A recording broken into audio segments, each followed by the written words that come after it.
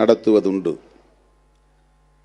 புரட்சியாளர் அம்பேத்கரின் பிறந்த நாளில் இந்த விழாவை நடத்தி வந்த நாம் தவிர்க்க முடியாத காரணங்களால் கடந்த சில ஆண்டுகளாக தள்ளி தள்ளி நடத்துகிற ஒரு சூழல் அமைந்துவிட்டது.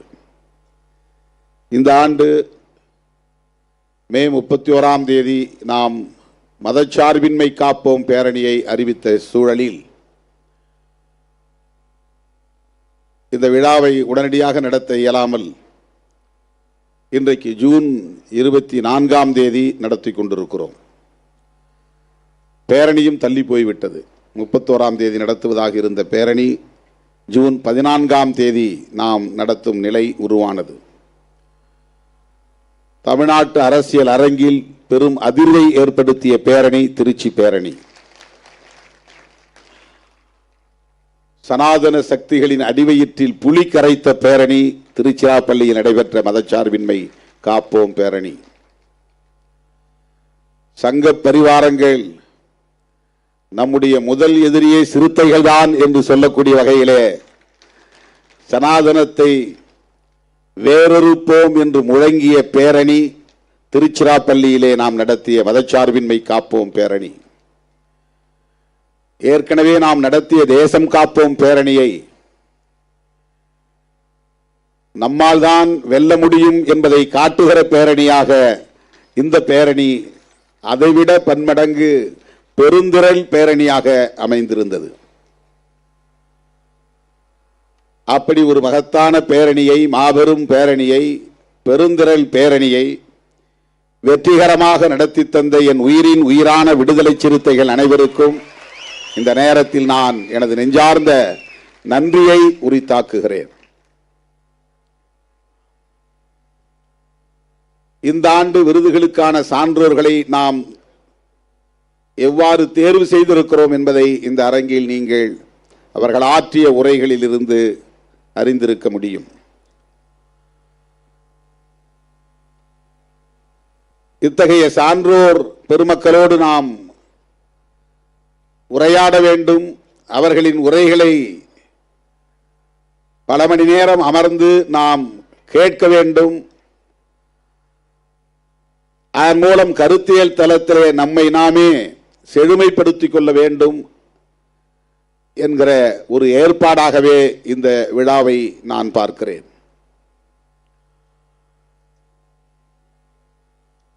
பெரியாரியவாதிகளும் அம்பேத்கரியவாதிகளும் இணைந்து செயலாற்ற வேண்டும் என்பதை தம்பி திருமாவளவன் சாதித்து காட்டியிருக்கிறார் என்று இனமரசு சத்யராஜ் அவர்கள் இங்கே பேசியது நமக்கு ஒரு சான்றிதழாக, பாராட்டு சான்றிதழாக அமைந்திருக்கிறது. தமிழ்நாட்டில் அப்படி ஒரு இடைவெளி இருந்தது உண்மை. அதேபோல மார்க்சியவாதிகளுக்கும் பெரியாரியவாதிகளுக்கும் இடையிலே, மார்க்சியவாதிகளுக்கும் அம்பேத்கரியவாதிகளுக்கும் இடையிலே ஒரு இடைவெளி இருந்தது என்பது உண்மை. இன்றைக்கு மார்க்சியவாதிகளோடும் இணைந்து இயங்குகிற ஆளுமை பெற்ற ஒரு பேரியக்கமாக விடுதலை சிறுத்தைகள் கட்சி வளர்ந்திருக்கிறது என்பதற்கு சான்று இது போன்ற நிகழ்வுகள். அம்பேத்கர் இயக்கங்கள் வேறு எந்த இயக்கங்களோடும் இணைந்து செயல்படாது என்ற ஒரு கருத்து இருந்தது. சொல்லப்போனால் இடதுசாரிகளோடு கூட இணைந்து இயங்குவதிலே சிக்கல் இருந்தது. அப்படி இணைந்து இயங்க முடியாத இடைவெளிக்கு யார் பொறுப்பு என்கிற கேள்விக்கு நாம் செல்ல தேவையில்லை. ஆனால் இணைந்து இயங்க வேண்டும் என்பதை உறுதிப்படுத்தியவர்கள் விடுதலை சிறுத்தைகள் என்பதை இங்கே நான் பெருமையோடு சொல்ல கடமைப்பட்டிருக்கிறேன். ஆகவேதான் நம்முடைய இயக்கங்களின் துண்டறிக்கைகளில் அல்லது சுவரொட்டிகளில் நம்முடைய கொள்கை ஆசான்களாக புரட்சியாளர் அம்பேத்கர், தந்தை பெரியார், மாமேதை கார்ல் மார்க்ஸ் ஆகியோரை தவறாமல் அச்சிடுகிறோம். அவர்களே நமக்கான அடையாளங்கள் என்பதை உயர்த்தி பிடிக்கிறோம். கருத்தியல் அடையாளங்கள் என்பதை உயர்த்தி பிடிக்கிறோம். சாதி மதம் என்கிற வரம்புகளை கடந்து கருத்தியல் அடிப்படையில் நாம் ஒருங்கிணைய வேண்டும் என்பதை உரத்து சொல்லுகிற இயக்கமாக, ஓங்கி பேசுகிற இயக்கமாக, களத்தில் அவற்றை நிகழ்த்தி காட்டுகிற இயக்கமாக இன்றைக்கு விடுதலை சிறுத்தைகள் கட்சி தான் தனித்து இயங்குகிறது, அடையாளமாக விளங்குகிறது. அம்பேத்கரியவாதிகளோடு எப்படி இணைந்து செயல்பட முடியும் என்ற தயக்கமும் தேக்கமும் இடதுசாரிகளிடம் இருந்தது என்பது வரலாற்று உண்மை. அதை தகர்த்து அந்த இடைவெளியை குறைத்தது விடுதலை சிறுத்தைகள் கட்சி. இந்தியாவிலேயே தமிழ்நாட்டில் விடுதலை சிறுத்தைகள் கட்சி தான் அதை சாதித்து காட்டியிருக்கிறது. பெரியார் பிற்படுத்தப்பட்ட மக்களுக்கான தலைவர், அம்பேத்கர் தலித் மக்களுக்கான தலைவர் என்கிற கருத்தை தகர்த்தெறிந்து இருவரும் ஒரே திசை வழியில் பயணித்தவர்கள், சாதி ஒழிப்பு மக்கள் விடுதலை என்கிற கருத்தை ஏற்றுக்கொண்ட தலைவர்கள் என்று இந்த மண்ணிலே கருத்தியல் தளத்தில் உறுதிப்படுத்திய இயக்கம் விடுதலை சிறுத்தைகள் கட்சி. அம்பேத்கர் இயக்கம் என்றால் நீலக்குடிதான் என்று இருந்த நிலையை மாற்றி நீலத்தோடு சரிபாதி சிவப்பை சேர்த்த இயக்கம் விடுதலை சிறுத்தைகள் கட்சி. இதெல்லாம் இந்திய அரசியலில் புதிய புதிய உத்திகள் அல்லது புதிய முயற்சிகள். நீங்கள் இந்தியா முழுவதும் பார்த்தால் அம்பேத்கர் இயக்கங்கள் வெறும் நீல கொடிகளை மட்டுமே ஏந்தி பிடித்தார்கள். நீலத்தோடு சரிபாதியாக சிவப்பை சேர்த்த முதல் இயக்கம் விடுதலை சிறுத்தைகள் கட்சி.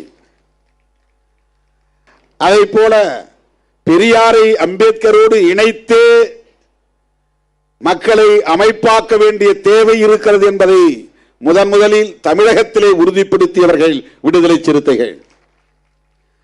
அதை தாண்டி இந்த கருத்துக்கள் இடதுசாரி இயக்கங்களோடு இணைந்து இயங்குகிற கருத்துக்கள் தான் இடதுசாரி கருத்துகள் என்பது கம்யூனிஸ்டுகள் அந்த கட்சிகளின் கருத்துகள் மட்டுமல்ல, அது பெரியாரியமும் இடதுசாரி கருத்தியல் தான், அம்பேத்கரியமும் இடதுசாரி கருத்தியல் தான்.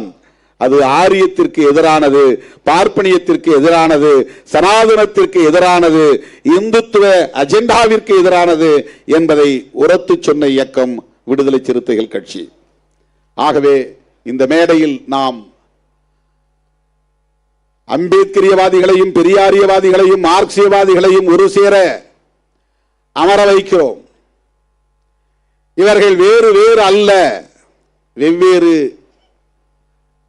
இயக்க அடையாளங்களோடு இயங்குகிற ஒரே சிந்தனையாளர்கள் தான், ஒரே திசை வழி போராளிகள் தான் என்பதை நாம் உணர்த்தி வருகிறோம். தோழர்களே, இன்றைக்கு இதனுடைய விளைவு பெரிதாக வெளிப்படாது. இன்னும் சில பத்தாண்டுகளுக்கு பிறகு தமிழகத்திலே கருத்தியல் ஆளுமைகளாக நிமிர்ந்து நிற்பவர்கள் விடுதலை சிறுத்தைகள் தான். அவர்கள்தான் தமிழ்நாட்டு அரசியலை தீர்மானிக்க போகிறார்கள் என்பது வெளிப்படும். ஒருவேளை இன்றைக்கு திருமாவளவன் இல்லாமல் இருக்கலாம், ஆனால் விடுதலை சிறுத்தைகள் தமிழக அரசியலை தீர்மானிக்கிற சக்தியாக, ஒரு மாபெரும் சக்தியாக விளங்குவார்கள். வெறும் சாதி அரசியலையும் மத அரசியலையும் சாதி பெருமிதங்களையும் மத பெருமிதங்களையும் அரசியலாக இங்கே மக்களிடத்திலே அள்ளி இறைத்துக் கொண்டிருக்கிறவர்கள் மத்தியில் இடதுசாரி பார்வை கொண்ட ஒரு கருத்தியல் இந்த மண்ணுக்கு தேவை. தேசிய அளவில் அது வலிமை பெற வேண்டும், அதற்கு தேசிய பார்வையும் தேவை என்கிற அடிப்படையிலே இயங்குகிற இயக்கம்தான் விடுதலை சிறுத்தைகள் கட்சி. அதனால்தான் எல்லோரும் தேர்தல் கணக்கு போடுகிற போது நாம் தேசத்தின் பாதுகாப்பை பற்றி கவலைப்பட்டுக் கொண்டிருக்கிறோம், பேரணி நடத்தி கொண்டிருக்கிறோம். எத்தனை இடங்களில் நீங்கள் போட்டியிடப் போகிறீர்கள் என்று திரும்ப திரும்ப கேள்வி கேட்கிறார்கள். பாவம், அவர்களுக்கு இன்னும் சிறுத்தைகளை மதிப்பிட தெரியவில்லை, திருமாவளவனை மதிப்பீடு செய்ய முடியவில்லை என்பதுதான் என்னுடைய பார்வை. அவர்கள் சராசரி இயக்கவாதிகளைப் போல நம்மை பார்க்கிறார்கள், அதனால்தான் இந்த கேள்விகளை கேட்கிறார்கள் என்று நான் எண்ணிக்கொள்கிறேன். தற்காலிகமான பயன்களுக்காக இயக்கம் நடத்துகிறவர்களோடு நம்மை ஒப்பீடு செய்து பார்க்கிறார்கள் என்று அவர்களின் கேள்வியை நான் பரிதாபத்தோடு தான் பார்க்கிறேன். தோழர்களே, நாம் அவற்றையெல்லாம் கடந்தவர்கள், அது இப்போது அவர்களுக்கு புரியாது. இதை புரிந்து கொள்வதற்கே அவர்கள் இன்னும் பல ஆண்டுகள் நம்மை படிக்க வேண்டும். ஏதோ திருநீரை அழித்து விட்டான் திருமாவளவன் என்று அரசியல் பேசுகிறார்கள். எப்படியாவது எங்களை பற்றி பேசிக்கொண்டே இருங்கள். எதிராகவோ ஆதரவாகவோ எங்களை பற்றி பேசிக்கொண்டே இருங்கள். ஏனென்றால் நாங்கள் தேசத்தை திருத்தி அமைப்பதற்காக, புதுப்பித்து கட்டமைப்பதற்காக, புதிய இந்தியாவை உருவாக்குவதற்காக, புரட்சியாளர் அம்பேத்கரின் கனவை நனவாக்குவதற்காக போராடி கொண்டிருப்பவர்கள். எங்களை வெறும் டீபன் கொடுத்து ஏமாற்றி விடலாம் என்று நீங்கள் கணக்கு போடாதீர்கள். நாங்கள் 6 சீட்டு கொடுத்தோம், 8 சீட்டு கொடுத்தோம், அதுக்கு மேலே அவங்கள நாங்கள் ஊக்கப்படுத்தலை. நாங்கள் 10 சீட்டுக்கு மேலே எப்போதுமே இவர்களுக்கு தரமாட்டோம். அது உங்கள் மதிப்பீடு. எங்களை பொறுத்தவரை நாங்கள் 234 தொகுதிகளுக்கு இணையானவர்கள், தகுதியானவர்கள். அந்த வலிமை எங்களுக்கு உண்டு. இதை நான் ஆணவத்தில் சொல்லவில்லை, வெறும் தேர்தல் கணக்கில் சொல்லவில்லை, சமூக மாற்றத்தின் பார்வை அடிப்படையில் சொல்லுகிறேன்.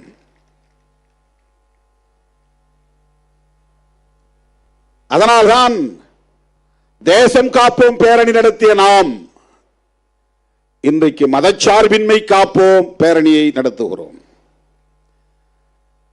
தோழர்களே, மதச்சார்பின்மை என்பதுதான் இந்திய அரசியலின் கருப்பொருளாக இருக்கிறது, மைய பொருளாக இருக்கிறது, முதன்மை முரண்பாடாக மாறி இருக்கிறது.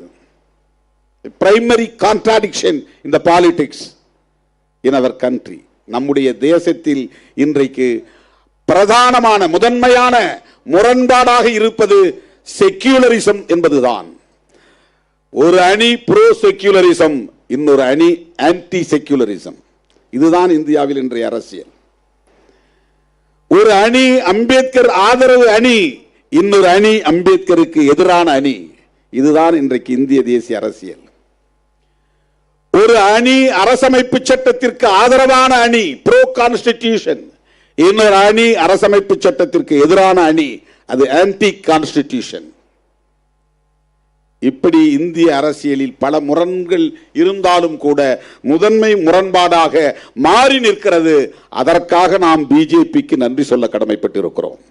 பிஜேபி அல்லது ஆர்எஸ்எஸ் அல்லது சங்க பரிவார கும்பல் இந்த மதச்சார்பின்மைக்கு எதிராக அரசியல் செய்ய தொடங்கிய பிறகுதான் மதச்சார்பின்மை தொடர்பான முரண்பாடு இன்றைக்கு கூர்மையடைந்து வருகிறது, ஷார்பன் ஆகிறது. அதுதான் இன்றைக்கு கூர்மையடைந்து வருகிறது. அதுதான் மிக முக்கியமானது. எத்தனையோ பல பிரச்சனைகள் இருக்கின்றன, எத்தனையோ பல முரண்கள் இருக்கின்றன, எத்தனையோ அடிப்படை முரண்பாடுகள் இருக்கின்றன. சாதி என்பது ஒரு அடிப்படை முரண்பாடு, பொருளாதார ஏற்றத்தாழ்வு என்பது ஒரு அடிப்படை முரண்பாடு. ஒரு ஊரிலே சாதி அடிப்படையில் மோதல் நிகழ்கிற போது அந்த மோதலுக்கு எது காரணம் என்பது முதன்மை கூறாக அமைகிறது. ஒவ்வொருவரும் எதை முதன்மைப்படுத்துவது என்று அவர்களின் செயல் திட்டத்திலே வரிசைப்படுத்துகிற போது தன்னியல்பாகவே இன்றைக்கு இந்திய அரசியலின் முதன்மை முரண்பாடாக செக்யூலரிசம் என்பதுதான் உருவாகி இருக்கிறது. மதச்சார்பின்மை என்பது தொடர்பான முரண்பாடுதான் முதன்மை முரண்பாடாக மாறி நிற்கிறது. பாரதிய ஜனதாவை வெறும் தேர்தல் கட்சி என்கிற முறையிலே நாம் விமர்சிக்கவில்லை. பாரதிய ஜனதாவை வெறுமன ஒரு அரசியல் கட்சி என்கிற அடிப்படையிலே அவர்களை தேர்தலில் வீழ்த்த வேண்டும் என்கிற அடிப்படையில் நாம் விமர்சிக்கவில்லை, எதிர்க்கவில்லை, பகைக்கவில்லை. அவர்கள் உயர்த்தி பிடிக்கிற அரசியல், அவர்கள் முதன்மைப்படுத்துகிற முரண்பாடு, அதுதான் மிக முக்கியமானது. அம்பேத்கர் எதற்காக இந்த அரசமைப்பு சட்டத்தை உருவாக்கினார்? புதிய இந்தியாவை கட்டமைக்கப் போகிறோம் என்று ஏன் முழங்கினார்? ஏற்கனவே இருக்கிற இந்தியாவை ஏன் அவர் தகர்க்க வேண்டும் என்று விரும்பினார்? அதுதான் கேள்வி. ஏற்கனவே இங்கு இந்தியா என்கிற ஒரு தேசம் உருவாகி இருக்கிறது. வெள்ளைக்காரனால் அது வலிந்து உருவாக்கப்பட்டு விட்டது. பல்வேறு மதங்களாக சிதறி கிடந்தாலும் கூட இந்தியா என்கிற ஒரு ஓர்மை இங்கே ஏற்கனவே இருந்திருக்கிறது, இருந்து கொண்டே இருக்கிறது. ஆனால் அந்த இந்தியா தொடரக்கூடாது. அது தகர்க்கப்பட வேண்டும், அது அழித்தொழிக்கப்பட வேண்டும். புதிய இந்தியாவை கட்டமைக்க வேண்டும். அது சாதிய பாகுபாடுகள் அற்ற இந்தியாவாக இருக்க வேண்டும், பாலின பாகுபாடுகள் அற்ற இந்தியாவாக இருக்க வேண்டும்.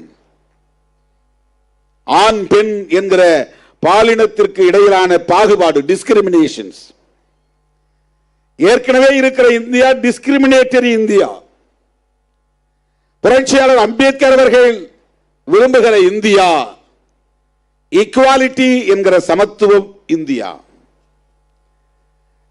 டிஸ்கிரிமினேஷன் ஏன் இருக்கிறது? சாதிய சமூக அமைப்பு நீடிப்பதனால் இருக்கிறது. ஆண் மேலானவன் பெண் கீழானவன் என்கிற கருத்தியல் இங்கே நிலை பெற்றிருப்பதனால் அது நீடிக்கிறது. ஆகவே இந்த பாகுபாடு கலைந்த ஒரு புதிய இந்தியாவை கட்டமைக்க வேண்டுமானால் இங்கே நிறுவப்படுகிற அரசு மதசார்பற்ற அரசாக இருக்க வேண்டும்.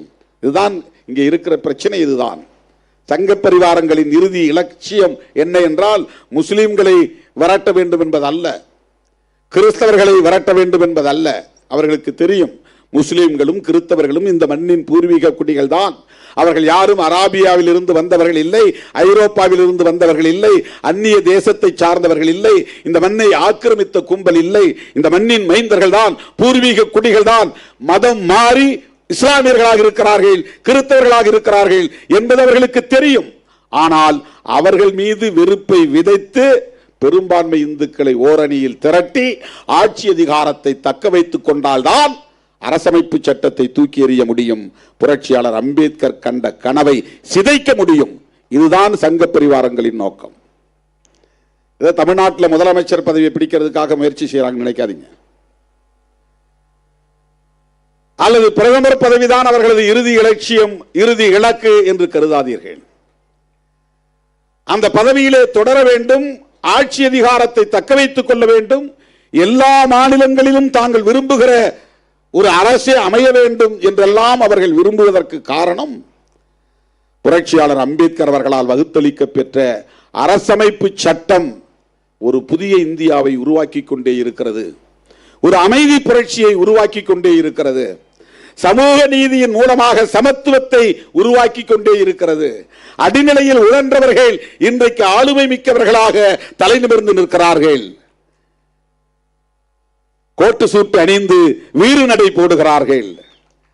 கூனி குறுகி நின்றவர்கள், சாணி அள்ளி கிடந்தவர்கள், கக்கூஸ் கழுவி கொண்டிருந்தவர்கள், தெருவை பெருக்கிக் கொண்டிருந்தவர்கள் இன்றைக்கு நீதிபதிகளாக, பேராசிரியர்களாக, துணைவேந்தர்களாக, வழக்குரைஞர்களாக என்று தலை நிமிர்ந்து இருக்கிறார்கள்.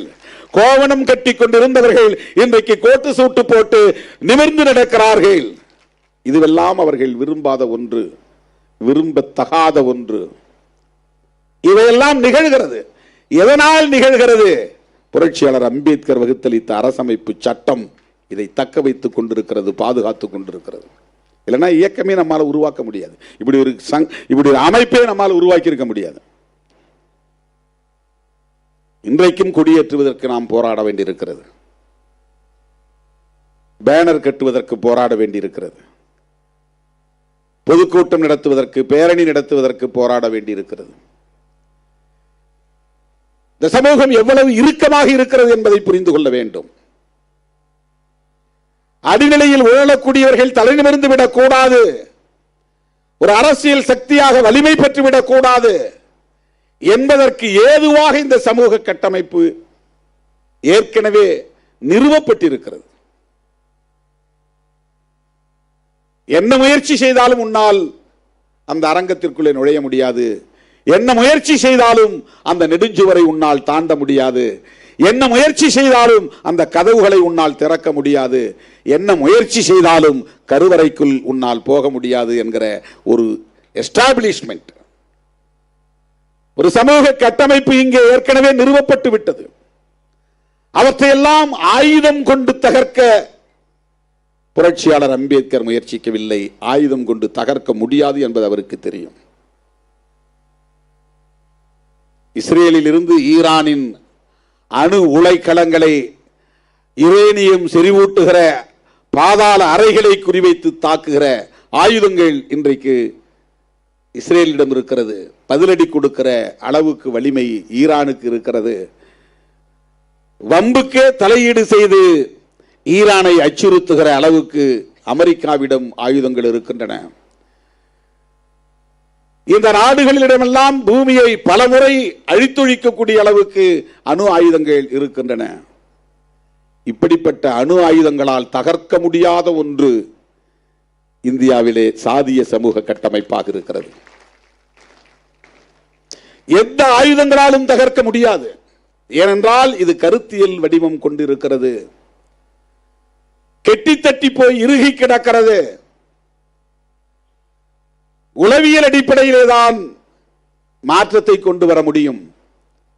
அதற்கு இங்கே ஒரு அரசும் தேவைப்படுகிறது. அந்த அரசு மதசார்பற்ற அரசாக இருக்க வேண்டும் என்பதுதான் புரட்சியாளர் அம்பேத்கர் கண்ட கனவு. ரொம்ப சிம்பிளா கேட்கிறான். எல்லா நாடுகளிலும் ரிலீஜன், ஸ்டேட் ரிலீஜன் இருக்கு, ஏன் இந்தியாவில் இருக்கக்கூடாது? இருக்க முடியாது. அரச மதம் இலங்கைக்கு புத்திசம், அரச மதம் பாகிஸ்தானுக்கு இஸ்லாம், அமெரிக்காவுக்கு கிறிஸ்டியானிட்டி, தெற்காசிய நாடுகள் முழுவதும் பௌத்தம் அரச மதமாக இருக்கிறது. ஐரோப்பிய நாடுகள் முழுவதும் கிறிஸ்தவம் அரச மதமாக இருக்கிறது. அராபிய நாடுகள் முழுவதும் இஸ்லாம் அரச மதமாக இருக்கிறது. ஏன் இந்தியாவுக்கு அரச மதம் கூடாது? நல்ல கேள்வி. Logically it's correct. தர்க்க அடிப்படையிலே இது சரி. ஆனால் எந்த மதத்தை இந்தியாவின் அரச மதமாக்க முடியும்? இங்கே பெரும்பான்மை மக்கள் பின்பற்றக்கூடிய மதம் எது? பாகுபாடுகள் நிறைந்த மதம் அல்லவா இங்கே பெரும்பான்மை மக்கள் பின்பற்றுகிற மதமாக இருக்கிறது. அப்படி சொல்லப்படுகிறது. ஒரு காலத்தில் இது இந்து மதம் என்ற ஒரு வடிவம் கிடையாது. முருகனுக்கே தனி மதம் இருந்தது. நாம் கும்பிடுகிற முருகனுக்கே கௌமாரம் என்ற பெயரிலே, வடமொழியிலே குமாரம், தமிழில சொன்னால் குமாரம் அப்படிங்கிற ஒரு மதம் இருந்ததுங்க. அதான் ஷண்மதங்கள், 6 மதங்கள்.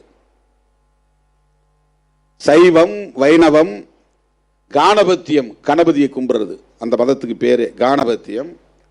கௌமாரம் முருகனை கும்பிடுவது, சௌரம் சூரியனை கும்பிடுவது, சாக்தம் சக்தியை கும்பிடுவது, இதெல்லாம் மதங்களின் பெயர் வடமொழியிலே, சான்ஸ்கிரிட்ல. இந்த 6 மதங்களை ஒருங்கிணைத்துதான் இந்து மதம் என்று இன்றைக்கு அழைக்கிறார்கள். இதெல்லாம் தனித்தனி மதங்கள். சைவம் வேறு மதம், வைணவம் வேறு மதம். அப்புறம் இடைக்காலத்தில் பெரிய மோதல் ஏற்பட்டு, மதமாற்றம் ஏற்பட்டு, வன்முறைகள் நிகழ்ந்து, அதனால் படுகொலைகள் நிகழ்ந்து, ரத்த ஆறு ஓடிய பிறகு அரியும் அரணும் ஒன்றுதான். அரி என்றால் திருமால், அரண் என்றால் சிவன். அதனால தான் நிறைய பேர் ஹரிஹரன் பேர் வைப்பான். ஒன்னா 2 பேரும் ஒன்று தான், தனித்தனியாக பேர் வச்சுக்காத. அரியும் சிவனும் ஒன்று, அறியாதவன் வாயில மண்ணுங்கிற பழமொழி அப்படிதான் வந்தது. அரியும் சிவனும் ஒன்று, அறியாதவன் வாயில மண்ணு. ஏன்னா 2 வேற வேற இருந்து சண்டை போட்டுக்கிட்டாங்க. அதை ஒன்னாக்குற முயற்சி பல ஆண்டுகள் ஆதிசங்கரர் உட்பட பலரும் முயற்சி செய்து ஒன்னாக்குனாங்க. அதெல்லாம் தனித்தனியாக. அப்போ இந்து ரிலீஜன் ஒன்று கிடையாது. அந்த காலத்தில் பார்ப்பனர்களுக்கு இருந்த மதம் தான் வேதிக் ரிலீஜன், வைதிக மதம். அவங்களது இந்து கிடையாது. சைவ மதம்ங்கிறது இந்து மதம் கிடையாது. வைணவ மதங்கிறது இந்து மதம் கிடையாது. இதெல்லாம் வெள்ளைக்காரன் வந்த பிறகு 1800களின் தொடக்கத்தில் 19ஆம் நூற்றாண்டில் தான். இப்போ நம்ம இருக்கிறது 21ஆம் நூற்றாண்டு. 200 ஆண்டுகளுக்கு முன்னாலே ஏற்பட்ட மாற்றம் தான் இந்து ரிலீஜன் என்கிற ஒரு மதம் தோன்றவே இல்லை. இதை உருவாக்கியவர் யார் என்று சொல்ல முடியாது. இஸ்லாத்தை உருவாக்கியவர் நபிகள் நாயகம், கிறிஸ்தவத்தை உருவாக்கியவர் இயேசு பெருமான், பௌத்தத்தை உருவாக்கியவர் கௌதம புத்தர், சமணத்தை உருவாக்கியவர் மகாவீரர், இந்து மதத்தை உருவாக்கியவர் யாருன்னே தெரியாது. கேட்டால் என்ன சொல்லுவாங்க? இது 50,000 வருஷங்களுக்கு முன்னால் உருவானது, அதனால் இது யார் உருவாக்கினாங்கன்னு தெரியாது. 5 லட்சம் வருஷத்துக்கு முன்னால் உருவானது, யார் உருவாக்கினாங்கன்னு தெரியாது. வரலாறு அப்படி இல்லை. அதற்கு எந்த ஆதாரங்களும் கிடையாது. ஏதோ ஒரு வகையிலே இன்றைக்கு இந்து என்கிற வடிவம் வந்துவிட்டது. சரி, அந்த மதத்தை இந்தியாவின் அரச மதமாக அறிவிப்பதிலே பிரச்சனை இருக்கிறது. அதை பேசுவோம். ஏன் அறிவிக்க முடியாம போச்சு? ஏன் ஸ்டேட் ரிலீஜன் உருவாகவில்லை? இந்தியா ஏன் மதசார்பற்ற அரசாக இருக்க வேண்டும்? இது அன்றைய கான்ஸ்டிடியூயன்ட் அசெம்பிளி என்கிற அரசியலமைப்பு சட்டத்திற்கான சபையிலே விவாதிக்கப்பட்டதா இல்லையா? புரட்சியாளர் அம்பேத்கரோடு பலரும் விவாதித்தார்களா இல்லையா? இந்த பிரியாம்பிள்லே கடவுளின் பெயரால்னு முடிக்க சொன்னாங்க நிறைய பேர். கடைசியாக முடிக்கிறப்போ கடவுளின் பெயரால் இதை நாங்கள் ஏற்றுக்கொள்கிறோம் அரசமைப்பு சட்டமாக அப்படின்னு முடிக்க சொல்லி தான் வற்புறுத்தினாங்க. ஒற்றை ஆளாக இருந்து புரட்சியாளர் அம்பேத்கர் அவர்கள் அதையெல்லாம் எதிர்த்து நின்று வெற்றி கண்டார். அவர் மட்டும் இல்லாமல் வேறு எவராவது இந்த அரசமைப்பு சட்டத்தை எழுதக்கூடிய வாய்ப்பை பெற்றிருந்தால் இந்தியாவின் அரச மதமாக இவர்கள் சொல்லுகிற இந்த மதம்தான் ஸ்டேட் ரிலீஜன் என்றாகி இருக்கும். ஏன் இதை ஸ்டேட் ரிலீஜனாக அறிவிக்கப்படவில்லை என்று சொன்னால், இந்த மதம் அடிப்படையிலேயே பாகுபாடுகளை கொண்ட மதமாக இருக்கிறது.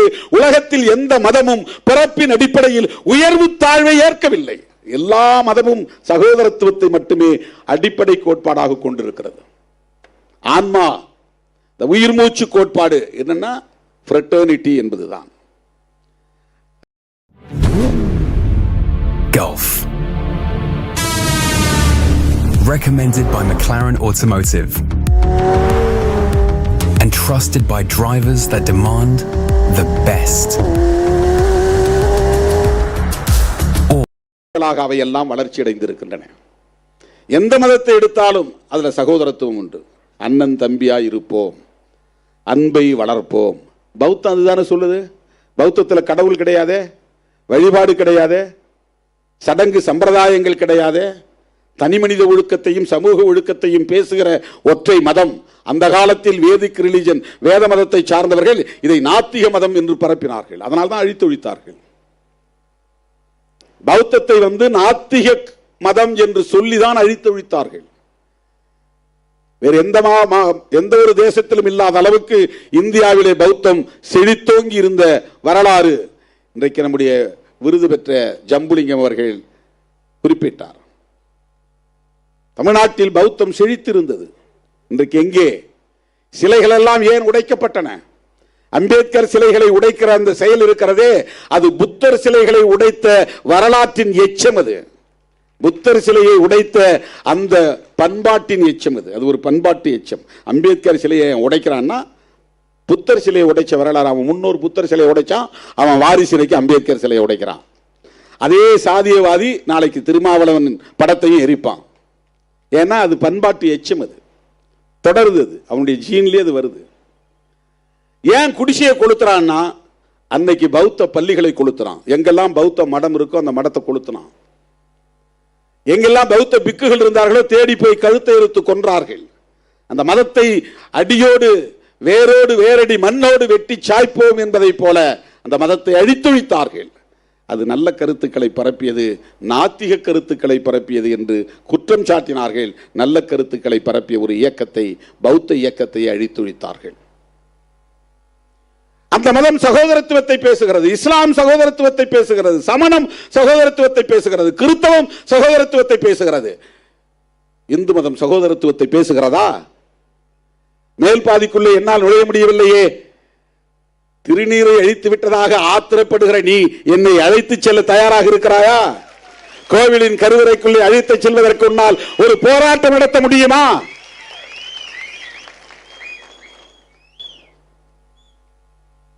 உன்னை சகோதரனாக ஏற்க அவனுக்கு முடியவில்லை. ஓட்டு போடுவதற்கு உன்னையும் என்னையும் முருக பக்தர் என்று சொல்லி மாய்மால அரசியலில் வீழ்த்த பார்க்கிறான்.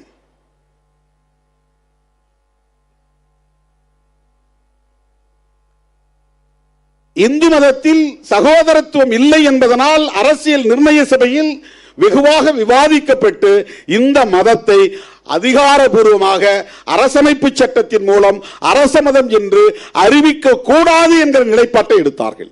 ஏன்னா நீ அரச மதமா கான்ஸ்டிடியூஷனை இதை ஏத்துக்கிடுச்சுன்னா இந்த டிஸ்கிரிமினேஷனையே கான்ஸ்டிடியூஷன் அப்ரூவ் பண்ண மாதிரி ஆயிரும். The Constitution itself recognized and approved the discrimination. அதுவே அங்கீகரிச்சிரும். அதை எப்படி ஏத்துக்க முடியும்? சட்டமே டிஸ்கிரிமினேஷனை சரி என்று சொல்லக்கூடிய நிலை உருவாகிவிடும். இந்து மதத்தில் இருக்கிற இந்த பெரும் பிழையை சீர் செய்ய வேண்டும் என்று யாராவது எண்ணி இருக்கிறார்களா? பேசுகிறார்களா? நீ முஸ்லீம் மதத்தில் போனா ஏதாவது சொல்றியா? அதையே விமர்சிக்க மாட்டேங்கிற, கிறிஸ்தவத்தை ஏன் விமர்சிக்க மாட்டேங்கிற? இப்போ நான் நோன்புக்கு போகிறேன், என் தலையில் ஒரு தொப்பி வைக்கிறாங்க, நான் அப்படியே வச்சுட்டாங்கன்னு எடுக்காமலே இருக்க முடியுமா? அடுத்த ஒரு நிமிஷத்துல எடுத்துறேன், அவங்களுக்கும் தெரியும் எடுத்துருவேன்னு, அது ஒரு அடையாளம், அவ்வளவுதான். அடுத்த ஒரு நிமிஷத்துல எடுத்துருவோம். அப்ப அந்த பூசாரி நெற்றியில திருநீர் பூசினாரு, அவருடைய உணர்வை நான் மதிக்கிறேன், அவருக்கு நான் வணக்கம் சொன்னேன், நன்றி சொன்னேன். கொஞ்ச நேரம் தானே வச்சிருக்க முடியும், அதை அப்படியே நான் வச்சுக்கிட்டு இருக்க முடியுமா? புண்ணியம் கிடைக்கும் என்றும் நான் பூசிக்கொள்ளவில்லை, அவமதிக்க வேண்டும் என்றும் நான் அழிக்கவில்லை.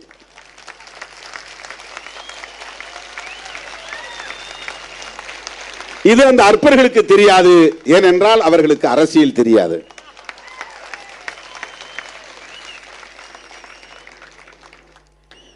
என் மீது நம்பிக்கை வைத்திருப்பவர்கள், என் மீது பாசம் வைத்திருப்பவர்கள் இன்றைக்கு கூட பல கோவில்களுக்கு அழைக்கிறார்கள், நான் போகிறேன். கும்பத்திலே கலசத்திலே தண்ணீர் ஊற்ற சொல்லுகிறார்கள், ஊற்றுகிறேன். இதெல்லாம் எனக்கு 100 வருஷம் வாழணும் அப்படிங்கிற ஆசைப்பட்டு தான் செய்யறேனா? என் தாய் என்னை வீட்டுக்கு வரவேற்கிற போது ஆழம் எடுத்து நெற்றியிலே திருநீறு பூசுகிறார், அதை ஏற்றுக்கொள்கிறேன். என் தாய்க்கு என்ன மதிப்பை கொடுக்கிறேனோ அப்படி என் மக்களுக்கும் நான் மதிப்பளிக்கிறேன், அவ்வளவுதான். அது மக்கள் மீது நான் கொண்டிருக்கிற ஒரு மதிப்பு, அவர்களின் உணர்வுகளுக்கு நான் செலுத்துகிற மதிப்பு. தோழர்களே, இந்து மதத்தில் சகோதரத்துவம் இல்லை என்பதை இந்திய அரசமைப்பு சட்டம் சொல்கிறது. அதனால் தான் அதை அரச மதமாக இந்திய அரசமைப்பு சட்டம் ஏற்றுக்கொள்ளவில்லை. இதுதான் ரொம்ப முக்கியமான செய்தி. இதுதான் ரொம்ப முக்கியமான செய்தி. This is the message we have to bring it to the people. There is no equality in Hindu religion. Only discrimination is there. அங்கே அரசமைப்பு சட்டத்தில் ஏன் இதை ஏற்றுக்கொள்ளவில்லை என்றால் சகோதரத்துவம் இல்லை, சமத்துவம் இல்லை. சகோதரத்துவம் இல்லாத இடத்தில் சமத்துவம் இருக்காது. உலகத்தில் உள்ள எல்லா மதங்களும் சகோதரத்துவத்தை ஏற்றுக்கொண்டிருக்கிற போது இந்து மதம் ஏன் சகோதரத்துவத்தை ஏற்றுக்கொள்ளவில்லை என்பதை மோகன் பகவத் சொல்லுவாரா?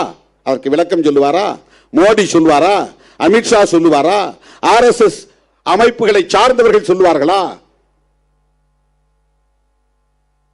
நீ என்னை சங்கராச்சாரியாக ஆக்க வேண்டும் என்று நான் சொல்லவில்லை, உன்னுடைய சகோதரனாக ஏற்றுக்கொள் என்று தான் சொல்லுகிறேன்.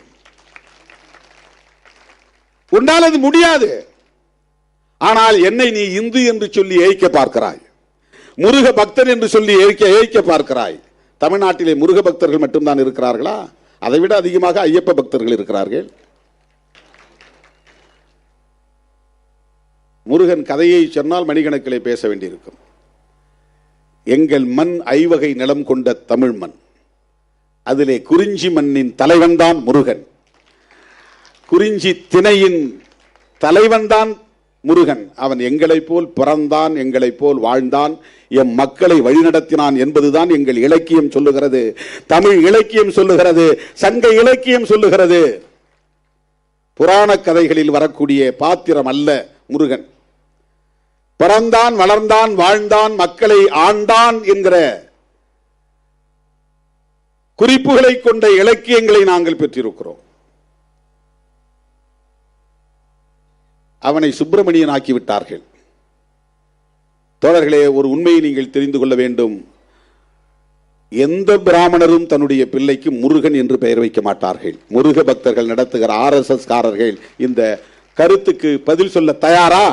ஒரே ஒரு ஆளை அழைச்சிட்டு வந்து இவர் வந்து பை காஸ்ட் பிராமின், பட் இவருடைய நேம் வந்து முருகன் அப்படின்னு சொல்ல சொல்லுங்க. ஒருவேளை அப்படி வச்சா ஸ்கந்தன் வைப்பான், SKNDAN, ஸ்கந்தன் வடமொழியில. கந்தன்னா தமிழ், ஸ்கந்தன்னா சான்ஸ்கிரிட். வட இந்தியாவில் இந்த கருத்து அங்கே போயிருக்கு. அங்க அவனுக்கு என்ன பேர்னா சுப்பிரமணியன், சுப்பிராமணியன். பிராமணர் இல்ல, பிரம்மண்யன். அதாவது பிரம்மன்கிற கடவுளுக்கு அவர் உடன்பாடானவர் அல்லது உறவானவர், ஏதோ ஒரு வகையில் அவங்களுடைய ஐடியாலஜிக்கல் படி, மித்தாலஜி படி. அவர்கள் சொல்லுகிற முருகன் அல்லது சுப்பிரமணியன் நம்முடைய கதையோடு பொருந்தாதவர். அந்த சுப்பிரமணியன் குறிஞ்சித்திணையின் தலைவர் அல்ல, நம்முடைய முருகன் குறிஞ்சித்திணையின் தலைவர். அது எங்க சங்க இலக்கியங்களில் இருக்கிறது. சங்க இலக்கியத்தில் இருக்கிற முருகன் தமிழ்நாட்டில் மட்டும்தான் அறுபடை வீடு. வேறு எந்த மாநிலத்தில் அறுபடை வீடு இருக்கிறது சொல்லுங்க. அதனால்தான் நான் ஒரு கேள்வி எழுப்பினேன், அதை சிலரால் பொறுத்துக் கொள்ள முடியவில்லை. முருகன் தமிழ் கடவுள்னா அவங்க அப்பா சிவனும் தமிழ் கடவுளாக தானே இருக்க முடியும். முருகன் தமிழ் கடவுள்னா சிவன் தமிழனா இருந்தா பார்வதி தமிழச்சியாக தான் இருக்க முடியும். இப்ப இவங்க ரெண்டு பேரும் கைலாய மலையில் இருக்கிறாங்கன்னா கைலாயம் தமிழர்களின் தேசம் தானே. அப்ப ஒட்டுமொத்த இந்தியாவும் தமிழர்களின் தேசம் தானே. எங்கள் தமிழன் சிவபெருமான் கைலாயத்தில் குடியிருக்கிறான் என்றால் கைலாய மலையும் தமிழனுக்கு சொந்தம். கைலாய மலை இமயம் முதல் கன்னியாகுமரி வரையில் தமிழன் வாழ்ந்தான் என்பதற்கு சிவபெருமானே ஒரு சான்று. அந்த கதைப்படி பார்த்தார். சிவன் தமிழன், பார்வதி தமிழச்சி. அப்படின்னா கணபதி கணேசனும் தமிழனா தானே இருக்க முடியும். ஏன் கணேசனை தமிழ் கடவுள் நீங்க யாரும் சொல்றது இல்ல? இதெல்லாம் லாஜிக்கா கேட்டா அவனுக்கு கோபம் வருது.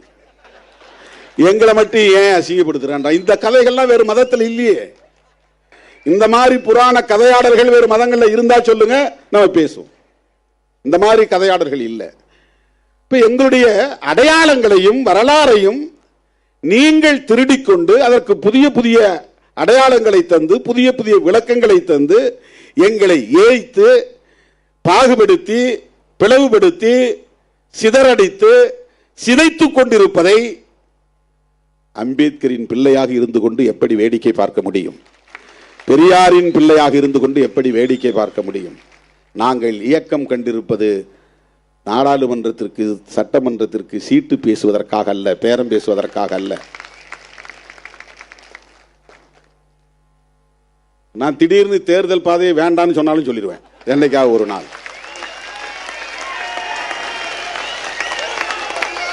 அந்த நிலைப்பாட்டை ஏற்றுக்கொண்டு என்னோடு வரக்கூடியவங்க வாங்கன்னு நான் பாட்டு போயிட்டே இருப்பேன். இவனுங்க நம்மளை சராசரியா எடை போடுறானுங்க. இந்த சீட்டுக்காக, இந்த நோட்டுக்காக, இந்த பிளாஸ்டிக் சேர், இவங்களுடைய புத்தி அவ்வளவுதான். நான் தரையில உட்கார்ந்து இருந்தாலும் பிளாஸ்டிக் சேர்ல உட்கார்ந்து இருந்தாலும் சோஃபால இருந்தாலும் எல்லாம் ஒண்ணுன்னு நினைக்கிறவன். அது ஒரு பெரிய விஷயமே கிடையாது. சோஃபால உட்கார்ந்து இருந்தா தான் பெரிய கெத்து, தரையில உட்கார்ந்து இருந்தா சாதாரண அப்படிலாம் ஒன்றும் கிடையாது. ஏன்னா அவனுக்கு அப்படி ஒரு மதிப்பீடு வச்சிருக்கிறான். எனக்கு அந்த மதிப்பீடுகள் கிடையாது. தோழர்களே, அரசமைப்பு சட்டத்தில் இந்து மதம் அரச மதமாக ஏற்கப்படவில்லை என்பது முக்கியமான ஒரு செய்தி. அதனால்தான் இந்திய அரசமைப்பு சட்டம் ஒரு செக்யூலர் சட்டம், அது மதசார்பற்ற கருத்தை கொண்ட ஒரு சட்டம். பல நாடுகளின் சட்டங்களை எல்லாம் சேர்த்து அதில் ஒன்னா கலந்து ஒரு பெரிய சட்டமா அம்பேத்கர் எழுதிட்டாரு, அவர் என்ன எழுதிட்டாரு அப்படின்னு பல பேர் நினைக்கிறான். அப்படி கிடையாது. அந்த இடத்துல அவர் இல்லைன்னா வேற மாதிரி போயிருக்கும். இந்த நாட்டினுடைய தலையெழுத்து, தலையெழுத்துனா தலையாய எழுத்து, தலையாய எழுத்துன்னா அரசமைப்பு சட்டம் தான் தலையெழுத்து, அதுதான் தலையாய எழுத்து, அதுதான் பிரைமரி ஆக்ட், அதுதான் உண்மையான தலையெழுத்து. இந்த தலையில கபாலத்தில் எழுதுற எழுத்து இல்ல. தலையெழுத்துனா தலையாய எழுத்து, பிரைமரி ஆக்ட். நீ எத்தனை சட்டம் வேணாலும் கொண்டு வரலாம், அந்த சட்டத்தினுடைய பேசிக் ஃபேக்டர்ஸ், அடிப்படை கூறுகளில் கை வைக்க கூடாது. ஆனால் பிஜேபி ஆட்சிக்கு வந்த 11 ஆண்டுகளாக அவர்கள் செய்கிற முக்கியமான வேலையே அரசமைப்பு சட்டத்தின் அடிப்படை கூறுகளில் கை வைப்பதுதான். எப்படி இதை வேடிக்கை பார்த்துக் கொண்டிருக்க முடியும்? அரசமைப்பு சட்டத்திற்கே ஆப்பு வைக்கிற வேலையை செய்து கொண்டிருக்கிறார்கள். அம்பேத்கர் ஜெயந்தி கொண்டாடுவார்கள், அம்பேத்கருக்கு சிலை எழுப்புவார்கள், அவர் காலடியை தொட்டு வணங்குவார்கள். ஆனால் அவரால் வகுத்தளிக்க பெற்ற அரசமைப்பு சட்டத்தை காலி செய்து கொண்டிருக்கிறார்கள், நீர்த்து போக செய்து கொண்டிருக்கிறார்கள். இதை புரிந்து கொள்ள வேண்டுமானால் உனக்கு அம்பேத்கர் கண்ணாடி வேண்டும், பெரியார் கண்ணாடி வேண்டும். பெரியார் அம்பேத்கரையே ஒரு இடத்துல விமர்சிக்கிறார். அம்பேத்கர் இறந்தபோது பெரியார் சொன்னதாக ஒரு தகவல் என்னன்னா, புத்தர், இயேசு, நபி போன்றவர்களின் வரிசையில் வைத்து வணங்குவதற்குரியவர் அம்பேத்கர் என்று பெரியார் பெருமிதம் பொங்க சொன்னார் என்று தகவல். அந்த வரிசையில் அம்பேத்கரை வைக்கிற அளவுக்கு அம்பேத்கர் மேல பெரியாருக்கு ஒரு மரியாதை இருந்துச்சு. அந்த பெரியார் அம்பேத்கர் எழுதிய அரசமைப்பு சட்டத்தை கொளுத்துவோம் என்று சொல்ல நேர்ந்தது. அந்த போராட்டமே நடத்தினார். ஏன் நடத்தினார்னா அம்பேத்கர் மேல இருந்த வெறுப்பு இல்லை, ரெண்டு பேரும் அவ்வளவு திக்கஸ்ட் ஃப்ரெண்ட்ஸுங்க. தமிழ்நாட்டுக்கு வந்தால் பெரியாரை கட்டாயம் அம்பேத்கர் சந்திப்பார். அம்பேத்கர் விடுத்த அழைப்பை ஏற்று பெரியார் இங்கிருந்து கிளம்பி மியான்மர் போனார், பர்மாவுக்கு போனார். அன்னைக்கு அம்பேத்கருக்கு விடுத்த அழைப்பை ஏற்று, வாங்க நான் இது மாதிரி பர்மாவுக்கு போகிறேன், ஒரு புத்திஸ்ட் கான்ஃபரன்ஸ், நீங்களும் அதில் வந்து கலந்துக்கணும். இங்கிருந்து புறப்பட்டு போனார். அவரோட ராஜாராம் போனார். அன்றைய சபாநாயகர் ராஜாராம் பெரியாருக்கு துணையாக இருந்தவர். அவரோட போனார். அங்கே போய் ரெண்டு பேரும் சந்தித்து கொண்டார்கள். அந்த அளவுக்கு திக்கஸ்ட் ஃப்ரெண்ட்ஸ். பெரியார் என்ன சொன்னார்னா, அரசமைப்பு சட்டம் எல்லா மதங்களுக்கும் சுதந்திரம் தருகிறது, அவர்களின் கருத்தை நம்பிக்கையை பரப்புவதற்கு உரிமை தருகிறது. அப்படி தருவதன் மூலம் இந்து மதத்திற்கும் அந்த சுதந்திரம் அந்த உரிமை கிடைக்கிறது. எனவே அவர்கள் திரும்ப திரும்ப மூட நம்பிக்கைகளை பரப்புவதற்கு அரசமைப்பு சட்டமே இடம் கொடுக்கிறது. அந்த பிரிவை நான் கொளுத்துகிறேன். எவ்வளவு நுட்பமாக இருக்கிறார் பாருங்கள். பெரியார் அம்பேத்கரை போல பல்கலைக்கழகங்களில் சென்று படித்தவர் அல்ல. அரசமைப்பு சட்டத்தில் ஒவ்வொரு ஆர்டிக்கிள், ஒவ்வொரு உறுப்பும் என்ன சொல்லுகிறது என்பதை பார்க்கிற போது அந்த அரசமைப்பு சட்டம் ஒவ்வொரு மதத்திற்கும் சுதந்திரம் தருகிறது. நீ வந்து பிரச்சாரம் பண்ணிக்கலாம், உன் கருத்தை பரப்பிக்கலாம், நீ எப்படி வேணாலும் நம்பலாம், எந்த பிலீஃபும் உனக்கு இருக்கலாம், அதை இந்த கான்ஸ்டிடியூஷன் அனுமதிக்கிறது. அதுதான் கான்ஸ்டிடியூஷனில் இருக்கிற முக்கியமான ஒரு செய்தி. அதை எதிர்த்து பெரியார் போர்க்குரல் எழுப்புகிறார். அதற்காக அரசமைப்பு சட்டத்தை கொளுத்துகிற போராட்டத்தை நடத்தினார். அம்பேத்கர் மனுஸ்மிருதியை எரித்தார். மனுஸ்மிருதிக்கு ஆல்டர்னேட் தான் கான்ஸ்டிடியூஷன் ஆஃப் இந்தியா. அன்னைக்கு உருவான மனுஸ்மிருதி தான் இன்னைக்கு இருக்கிற இந்தியாவை உருவாக்கி இருக்கு. இப்ப நாம பார்க்கிற discriminatory India which is made by Manusmriti. மனுஸ்மிருதியால் உருவாக்கப்பட்ட இந்தியா தான் நாம் இருக்கிற இந்தியா. அதை தகர்ப்பதற்காக புரட்சியாளர் அம்பேத்கரால் உருவாக்கப்பட்டதுதான் அரசமைப்பு சட்டம். அதை ரீப்ளேஸ் பண்றது. மனுஸ்மிருதிக்கு பதிலா அன்னைக்கு கோட் ஆஃப் மனு என்பவர் எழுதிய சட்டம் இந்தியாவை இப்படிப்பட்ட நிலைமைக்கு ஆளாக்கியது. நான் எழுதுகிற சட்டம் புதிய இந்தியாவை உருவாக்கும், மாடர்ன் இந்தியா. அந்த புதிய இந்தியாவிலே பாகுபாடு இல்லாமல் இருக்க வேண்டுமானால் இந்து மதம் அரசமைப்பு சட்டமாக இருக்க முடியாது. ஆகவே இந்த சட்டம் செக்யூலர். அதுதான் ரொம்ப முக்கியமானது. இதுதான் அவர்களுக்கு கண்ணை உறுத்துகிறது. கண்ணிலே விழுந்த தூசி போல உறுத்தி கொண்டிருக்கிறது. இந்த சட்டத்தை நேரடியாக தூக்கி எறிய முடியவில்லை. புரட்சியாளர் அம்பேத்கர் அவர்களை நேரடியாக விமர்சிக்க முடியவில்லை. புரட்சியாளர் அம்பேத்கருக்கு எதிரான அரசியலை பேச முடியவில்லை. முஸ்லிம்களும் கிறிஸ்தவர்களும் இந்த ஏழை எளிய தலித் மக்களை ஏமாற்றி மதமாற்றம் செய்கிறார்கள் என்று சொல்லுகிறார்கள். எப்படி ஒருத்தனை ஏமாற்றி மதம் மாற்ற முடியும்? இந்த வன்கொடுமைகளை தாங்கிக் கொள்ள முடியாதவர்கள் அவர்களாக போய் மதம் மாறினார்கள்.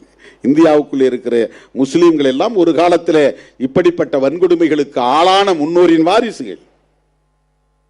வெவ்வேறு சாதியில் இருந்திருக்கலாம். இங்க பிசின்னு இருக்கிறது அவர் சொன்ன மாதிரி, மிஸ்டர் டாக்டர் KS சலம் அவர்கள் சொன்ன மாதிரி, இங்க பிசின்னு சொல்றவன் இன்னொரு ஸ்டேட்ல ஷெட்யூல் காஸ்ட்.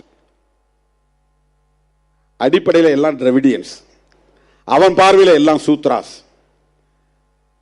ஆகவே அவங்களுக்கு கொடுமைகள் இருந்தது. சாதி கொடுமை என்பது SC/STக்கு மட்டுமே எதிரானது அல்ல, ஒவ்வொரு சாதிக்கும் எதிரானதுதான் சாதிய கட்டமைப்பு. சாதி ஒழிப்பு என்பது SC/ST மக்களுக்கான கோரிக்கை அல்ல, சகோதரத்துவத்தை விரும்புகிற ஒவ்வொருவரின் கோரிக்கை இது. ஜனநாயகத்தை மதிக்கிற ஒவ்வொருவரின் கோரிக்கை இது. சமத்துவத்தை விரும்புகிற ஒவ்வொருவரின் கோரிக்கை. அதனால்தான் தன்னியல்பா அண்ணன் சத்யராஜ் இங்க சொன்னாரு, சாதி ஒழிப்பே தமிழ் தேசியம். நான் 1990களில் எழுதின பல முழக்கங்கள்ல இது ஒன்று, சாதி ஒழிப்பே மக்கள் விடுதலை. அதன் பிறகு துண்டறிக்கைகளில் சாதி ஒழிப்பே தமிழ் தேச மக்கள் விடுதலை அப்படின்னு அடிச்சிருப்பேன். அதெல்லாம் பழைய துண்டறிக்கைகளை பார்த்தீங்கன்னா தெரியும். இதெல்லாம் 90, 91, 92. அப்பெல்லாம் நீங்கள் யாரும் இங்கே இருக்கிறவங்க கட்சிக்கு வந்திருக்க மாட்டாங்க, ஒரு சில பேரை தவிர. மதுரையிலிருந்து வந்த தோழர்களுக்கு தெரியும், துண்டறிக்கைகள் எடுத்து பார்த்தா தெரியும். சாதி ஒழிப்பே மக்கள் விடுதலை, இதுதான் நம்முடைய இந்த இயக்கத்தை நான் தொடங்கிய போது, தேர்தல் அரசியலில் ஈடுபடாத போது நான் முன்வைத்த முதல் முழக்கமே இதுதான். இன்னைக்கு தன்னியல்பா அண்ணன் அதை பேசுறாருன்னா அவரு இடதுசாரி சிந்தனையாளராக இருக்கிறார், பெரியாரியவாதியாக இருக்கிறார். அதனால் அவருக்கு தன்னியல்பாக இது வருகிறது. இங்க தமிழ் தேசியம் பேசுகிறவர்கள் யாராவது சாதி ஒழிப்பை பற்றி பேசுகிறார்களா?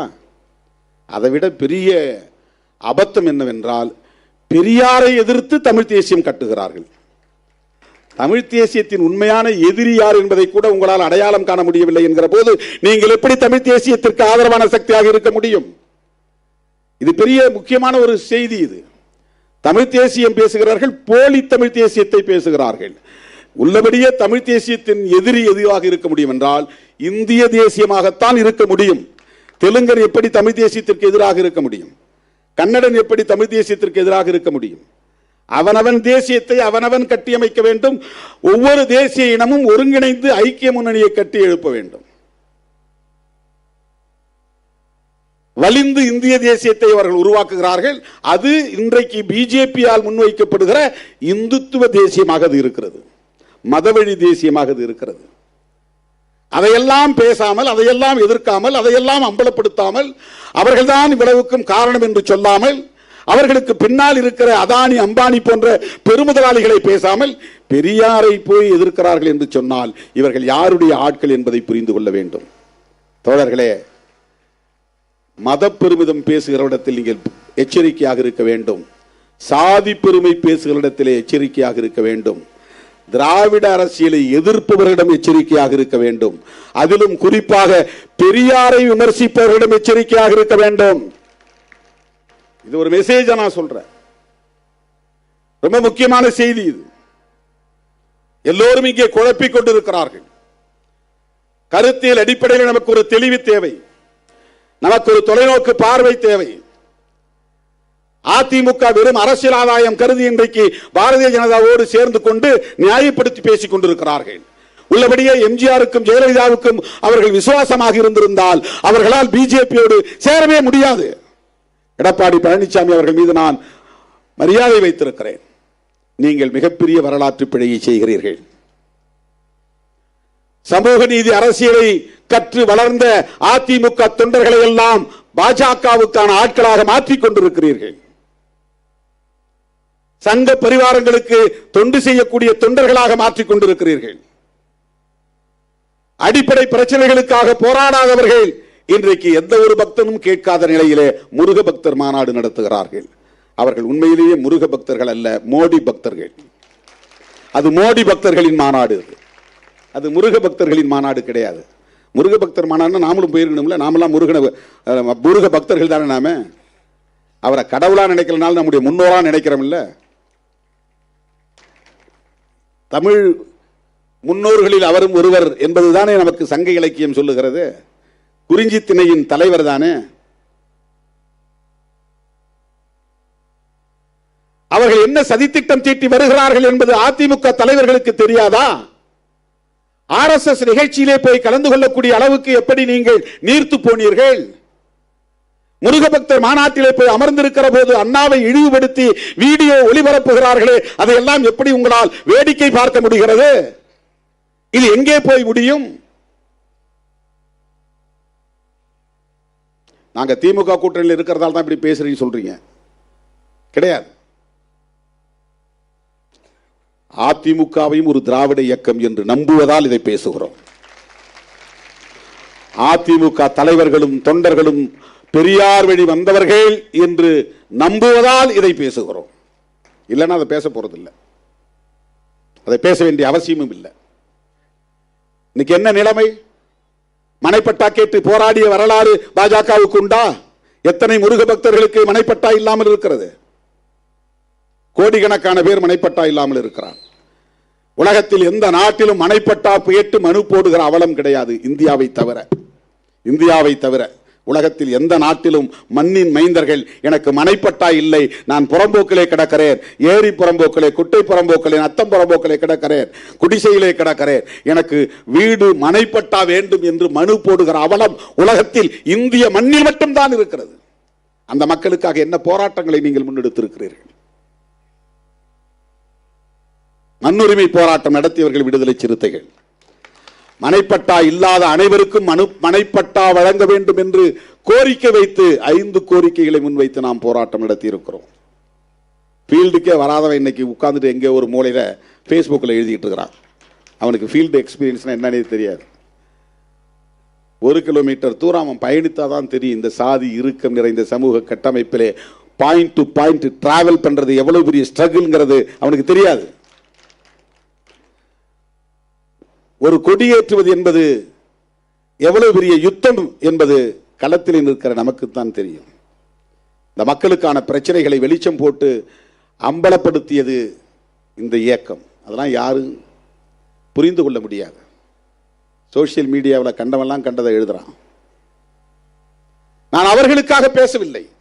என்னை பின்பற்றக்கூடிய உங்களுக்கு ஒவ்வொரு தளத்திலும் ஒவ்வொரு களத்திலும் கொள்கை அடிப்படையிலான புரிதல் தேவை. கொள்கை அடிப்படையிலான புரிதல் தேவை. அவன் சொல்ற மாதிரி ஏதோ டிஎம்கே கூட இவங்க டைப் ஆயிட்டாங்க, அதனால தான் இப்படி ஏடிஎம்கே பக்கம் போகாம இருக்கிறாங்க அப்படின்னு இந்த கட்சியின் தொண்டன் புரிந்து கொள்ளக்கூடாது.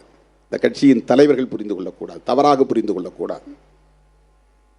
இதை சொல்றதுக்கே ஒரு போல்ட்னஸ் வேணும். நாங்கள் இவங்களோட சேர மாட்டோம், இவங்களோட சேர மாட்டோம், இவங்களோட நாங்கள் டிராவல் பண்ணுவோம், தொடர்ந்து டிராவல் பண்ணுவோம் அப்படிங்கிறது அதுக்கு ஒரு கட்ஸ் வேணும். வேற யாராவது சொல்ல சொல்லுங்க பார்ப்போம். அரசியல் களத்தில் எங்களுக்கு ஏற்படுகிற இழப்புகளை பற்றி நாங்கள் கவலைப்படவில்லை. தேர்தல் இழப்புகளை பற்றி, தற்காலிக இழப்புகளை பற்றி, கருத்தியல் ரீதியாக இந்த மண்ணை பண்படுத்திய தலைவர்கள், பெரியார் உள்ளிட்ட தலைவர்கள் இன்றைக்கு விமர்சிக்கப்படுவதை, அவர்களுக்கு எதிரான அரசியல் பேசப்படுவதை அதிமுக போன்ற கட்சிகள் எப்படி வேடிக்கை பார்க்கிறது? இன்றைக்கும் தோழமையோடு தான் இதை நான் சுட்டி காட்டுகிறேன். அதிமுகவை இன்றைக்கும் ஒரு திராவிட இயக்கமாக நம்புவதால், ஒரு தோழமை இயக்கம் என்று கருதி இதை நான் முன்வைக்கிறேன். ஜெயலலிதா அம்மையார் பார்ப்பன சமூகத்தில் பிறந்தவர்தான். அவர் வெறும் தேர்தலுக்கான பிரச்சாரமாக செய்யவில்லை, உளப்பூர்வமாக சொன்னார். பாஜகவிடம் நாங்கள் ஏமாந்து விட்டோம், மோடியிடம் நாங்கள் இனி எந்த காலத்திலும் உறவு வைத்துக் கொள்ள மாட்டோம். அவர் சொன்ன வாக்குறுதியை நிறைவேற்ற வேண்டாமா? ஜெயலலிதா அவர்களின் வழிவந்தவர்கள். RSS இயக்கத்தை எச்சரித்தவர் எம்ஜிஆர். அவர் தமிழ் மண்ணை சார்ந்த எந்த சாதியிலும் பிறக்காதவர். இந்த சாதியில் நான் ஓபிசி அல்லது எம்பிசி அல்லது ஷெட்யூல் காஸ்ட் அப்படின்னு சொல்லக்கூடிய எந்த பட்டியலுக்குள்ளும் வராதவர் எம்ஜிஆர். ஆனால் அவருக்கு இந்த மண்ணின் மீது அக்கறை இருந்தது, இந்த மக்களின் மீது அக்கறை இருந்தது. பெரியார் பேசிய சமூக நீதி அரசியலில் நம்பிக்கை இருந்தது. பெரியார் கொண்டு வந்த எழுத்து சீர்திருத்தத்தை சட்டப்பூர்வமாக்கினார். பெரியார் நூற்றாண்டு விழாவை சிறப்பாக கொண்டாடினார். அந்த எம்ஜிஆர் RSS காரர்களை எச்சரித்தாரா இல்லையா? விமர்சித்தாரா இல்லையா? இன்றைக்கு அவர்கள் எதற்காக இந்த மாநாட்டை நடத்தினார்கள்? என்ன கோரிக்கையை முருக பக்தர்கள் வைத்தார்கள்? மதத்தின் பெயரால் மக்களை பிளவுபடுத்துகிறார்கள். இந்துக்கள் அல்லாதவர்கள் என்கிற பெயரிலே இங்கே சமூக பிளவினையை உருவாக்க பார்க்கிறார்கள். ஒரு காலத்தில் தேச பிரிவினை என்கிற கருத்து இருந்தது. இன்றைக்கு சமூக பிரிவினைவாதம் என்பது இங்கே நடக்கிறது. சமூக பிளவினைவாதம் நடக்கிறது. இதை செய்யக்கூடிய அரசியல் தான் சங் பரிவார் அரசியல். இதுதான் இந்துத்துவா. சிவபெருமானை பற்றி பேசுவதோ மகாவிஷ்ணுவை பற்றி பேசுவதோ அல்ல இந்துத்துவா. அது ஹிந்துயிசம், இது Hindutva. Hinduism is entirely different from Hindutva. Hindutva is an agenda of Sangh Parivars. Hinduism அப்படிங்கிறது மக்களுடைய நம்பிக்கை, அது ஒரு நம்பிக்கை, அது ஒரு பிலீஃப். Hinduism.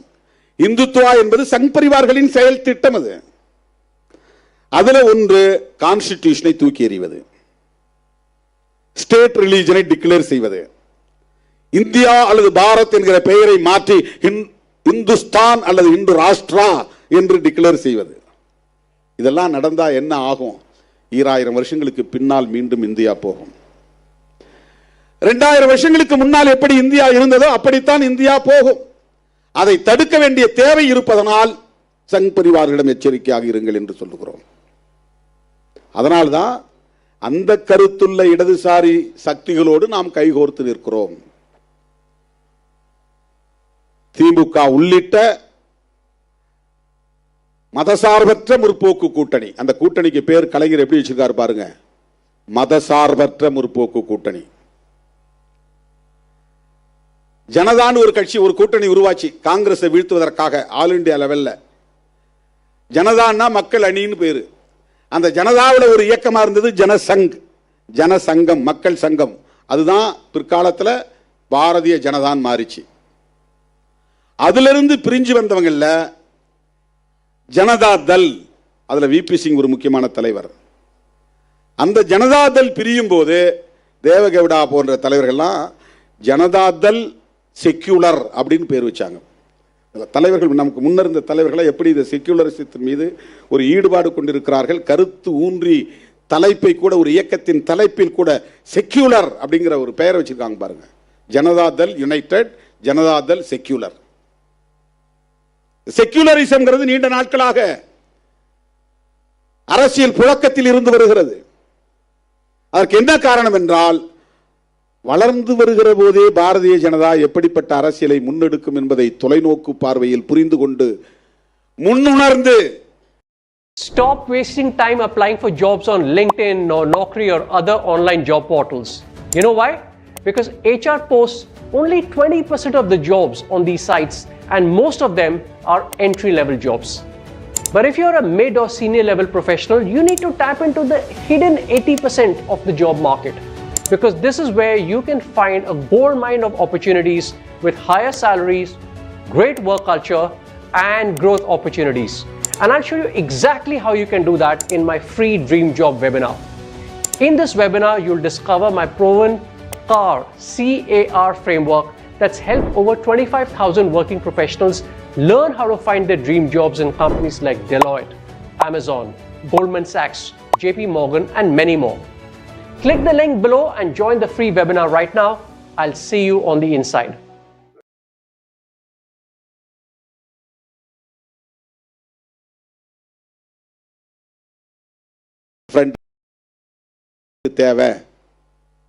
தேவையில்லையே அப்படின்னு சொல்லலாம். தேசிய பார்வை இருப்பதனால், ஆல் இந்தியா விஷன், ஒரு தேசிய பார்வை இருப்பதனால் செக்யூலர் என்பது முக்கியமானது என்பதை உணர்ந்த காரணத்தினால் தான் அன்றைய திமுக தலைவர் முத்தமிழறிஞர் கலைஞர் அந்த கூட்டணிக்கு மதசார்பற்ற முற்போக்கு கூட்டணி என்று பெயர் வைத்திருக்கிறார். நாம் அதெல்லாம் இணைஞ்சு இயங்குவதற்கு இதுவெல்லாம் ஒரு காரணம். இப்படிலாம் தான் ஐடியாலஜிக்கலாக நாம் இணைஞ்சு நிற்கிறோம். இன்னைக்கு ஐயா 83 வயது, டாக்டர் காயல் மௌலானா காயல்பட்டினத்திலிருந்து வந்திருக்கிறார். விடுதலை சிறுத்தைகள் கட்சியில் இன்னைக்கு இணைந்து விட்டார். கிட்டத்தட்ட 50-60 ஆண்டுகள் அதிமுகவிலே பயணம் செய்த பெரியவர், மூத்தவர், ஒரு இஸ்லாமியர். He joined in our party today. He traveled more than 50 years in ADMK, Dravidian politics. ஏன் அவர் நம்மகிட்ட இணைச்சிருக்கு? செக்யூலர், மதசார்பின்மை என்கிற அரசியல் தான். ஏடிஎம்கே அதை பொருட்படுத்தாமல் வெறும் அரசியல் ஆதாயத்திற்காக, தற்காப்புக்காக பிஜேபியோடு கூட்டணி வைத்திருப்பதை அவரால் சகித்துக் கொள்ள முடியவில்லை. அவர் எம்ஜிஆரோடும் ஜெயலலிதாவோடும் அரசியல் செய்தவர் என்பதால் அந்த கட்சியில் அவர் ஒரு பாப்புலர் லீடரா இல்லாமல் இருக்கலாம். ஒரு நபரா இருந்தாலும், சாதாரணமான ஒரு பொறுப்பிலே இருந்தாலும், ஐடியாலஜிக்கலா அவர் இங்க கன்வின்ஸ் ஆகி நம்மோடு இணைந்திருக்கிறார். நான் திருச்சிராப்பள்ளியில் சொன்னதை போல மறுபடியும் சொல்ல விரும்புகிறேன். தமிழ்நாட்டு அரசியலை நாம் கூர்மைப்படுத்துகிறோம், கருத்தியல் அடிப்படையில் கூர்மைப்படுத்துகிறோம்.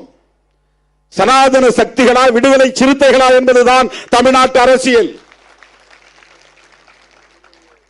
திமுகவா அதிமுகவா என்பது எலக்டோரல் பாலிடிக்ஸ். அதிமுக இருக்கிற இடத்துல பிஜேபியா அதிமுகவா என்பது எலக்டோரல் பாலிடிக்ஸ். நாங்கள் ஐடியாலஜிக்கல் பாலிடிக்ஸ், கருத்தியல் அடிப்படையிலே இயங்குகிறோம். சனாதன சக்திகளா, விடுதலை சிறுத்தைகளா, தமிழ் மண்ணை நஞ்சாக்க நாங்கள் அனுமதிக்க மாட்டோம். அதிமுக ஒரு வரலாற்று பிழையை செய்கிறது என்கிற கவலையை பதிவு செய்ய வேண்டியது எங்களின் கடமை. தமிழ்நாட்டு அரசியலை மடைமாற்றம் செய்ய, மதவாத அரசியலை நோக்கி மடைமாற்றம் செய்ய பலர் இங்கே பல வேஷம் கட்டி ஆடுகிறார்கள்.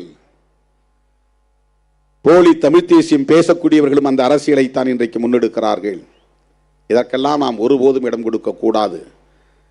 அண்ணன் சொன்னதைப் போல சாதி ஒழிப்பே தமிழ் தேசியம், அதுதான் விடுதலை சிறுத்தைகள் முன்வைப்பது. சாதி ஒழிப்புன்னா எதை எதிர்த்து போராட வேண்டியிருக்கும்? சங் பரிவார்களின் பாசிசத்தை எதிர்த்து போராட வேண்டும். தோழர்களே, அந்த அடிப்படையில் தான் விருதுகள் வழங்கும் விழாவுக்கு இன்றைக்கு நாம் தேர்வு செய்திருக்கிற இந்த சான்றோர் பெருமக்கள். அண்ணன் வைத்திலிங்கம் அவர்கள் இங்கே இல்லை. அவர் இருந்தால் ஒரு கோரிக்கை வைக்க நான் எண்ணி இருந்தேன். இருந்தாலும் இங்கே சொல்ல விரும்புகிறேன். புதுச்சேரியில் அடுத்து சட்டமன்ற தேர்தல் முடிந்ததும் நிச்சயம் நம்முடைய கூட்டணி அங்கே ஆட்சி அமைக்கும். இந்தியா கூட்டணி, விடுதலை சிறுத்தைகளும் இடம்பெறப் போகிற கூட்டணி. காங்கிரஸ் தலைமையிலான அந்த அணி ஆட்சி அமைக்கிற போது நாங்கள் கோரிக்கை வைத்து அன்றைய முதலமைச்சர் நாராயணசாமி அவர்களுக்கு அம்பேத்கர் சுடர் விருதினை ஏன் வழங்கினோம் என்றால், ஆதி திராவிடர் சமூகத்தை சார்ந்த 16% மக்களுக்கு ஆரம்ப கல்வி முதல் ஆராய்ச்சி கல்வி வரையில் கட்டணமில்லாத கல்வியை வழங்கியதற்காக பாராட்டி அவருக்கு அம்பேத்கர் சுடர் விருதினை வழங்கினோம். அதன் பிறகு அவரையும் சமூக நலத்துறை அமைச்சராக இருந்த அண்ணன் கந்தசாமி அவர்களையும் வைத்துக்கொண்டு நான் பத்திரிகையாளர்களிடம் பேசுகிற போது ஒரு கோரிக்கை வைத்தேன். அது SC/ST மக்களுக்கானதாக மட்டுமில்லாமல் அனைத்து சமூகங்களை சார்ந்த, OBC சமூகங்களை சார்ந்த மாணவ செல்வங்களும் பயன்பெறக்கூடிய வகையில் கல்வியை கட்டணமில்லாமல் வழங்க வேண்டும் என்ற கோரிக்கையை வைத்தோம். தமிழ்நாட்டிலும் இந்த கோரிக்கை வைக்கிறோம். முதலில் நம்மால் பாண்டிச்சேரியிலே இதை சாதிக்க முடியும். அண்ணன் வைத்திலிங்கம் அவர்கள் இன்றைக்கு காங்கிரஸ் கட்சியின் தலைவராக இருக்கிறார். நாளைக்கு காங்கிரஸ் தலைமையிலே ஆட்சி அமைந்தால் புதுச்சேரியிலே இதர சமூகங்களை சார்ந்த 86% சார்ந்த மாணவர்களுக்கும் கல்வியை முதலில் இலவசமாக கட்டணமில்லாமல் வழங்க வேண்டும். ஒரு அரசு எப்போது சிறந்த அரசாக மாறும் என்றால் கல்வியை கட்டணமில்லாமல் வழங்குகிற அரசுதான் மிகச்சிறந்த மக்கள் அரசாக இருக்க முடியும். மருத்துவத்தை கட்டணமில்லாமல் வழங்குகிற அரசுதான் மக்கள் அரசாக விளங்க முடியும். இவை இரண்டும் மிக மிக முக்கியத்துவம் வாய்ந்தது. எல்லா இலவசங்களையும் நிறுத்துங்கள், மதுக்கடைகளை மூடுங்கள், போதைப் பொருள் புழக்கங்களை கட்டுப்படுத்துங்கள். இதையெல்லாம் உங்களால செய்ய முடியுமா? ஆட்சிக்கு வந்தா நீங்க ஆட்சியை கொடுத்து பாருங்கள்.